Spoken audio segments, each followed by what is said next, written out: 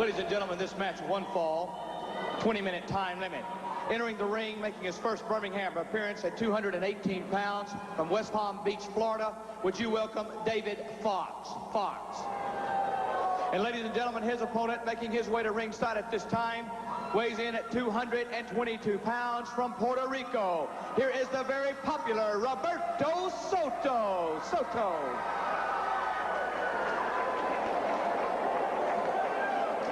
Roberto Soto entering the ring, hurdling the top ring rope, going up against Dave Foxx. Foxx out of West Palm Beach, Florida. Soto, of course, out of San Juan, Puerto Rico. Soto, a great competitor. Foxx, who, okay. Referee checking Foxx out very, very carefully. Foxx, a very dangerous man. Notice the excellent upper body conformation on Foxx. Soto, a ring-wise veteran. One fall. A perfunctory touch of hands indicating both men intend to be good sportsmen. Soto, clean break after he bowled his man back into the ring ropes. They lock Foxx drives a knee to the midsection and catches him again. And joining me right now is the former Continental Heavyweight Champion, The Flame. Well, Gordon, you didn't need to use the word former. I mean, let's face it, I don't think Tommy Rich has anything to be proud of the way he stole the title from him. But that's only a matter of time till I get it back. The thing that I'm concerned with right now is the gentleman in the ring. One, Mr. Roberto Soto. And I know that he's the Puerto Rican champion. And I know why Mr. Soto has suddenly appeared on the scene. Because he holds me directly responsible for something that happened to his brother. His brother happened to get his face burnt, and burnt quite badly, and Soto is holding me responsible. I had absolutely nothing to do with it, but this man has a vendetta against me, and you know, with that fiery Latin blood, and the Latins have a great tradition for being very clannish, especially when it comes to their family, and Soto has made it openly plain to everyone that he is here and he is out to get me and he is out to destroy me. Well, I'm going to tell you one thing, Mr. Soto. This is not Puerto Rico, Mr. Soto. This is the United States. This is my backyard.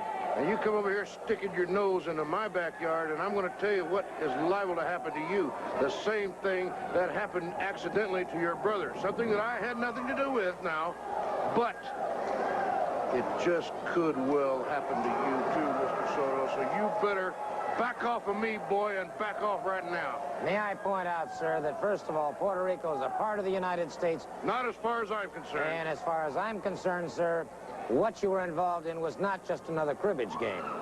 Well, let me tell you something, Gordon. I know that you and I have known each other for quite some time, and I also know that you don't particularly like my style of wrestling. All I do is I'm a very aggressive wrestler out there, and I go out there to win, and if you can't stand the heat, so to speak, you got to get out of the kitchen. And I'm going to tell Mr. Soto one more time, and I'm going to tell you because I know that you're a personal friend of Roberto Soto's and his brother, and you can relay the message if he doesn't get it.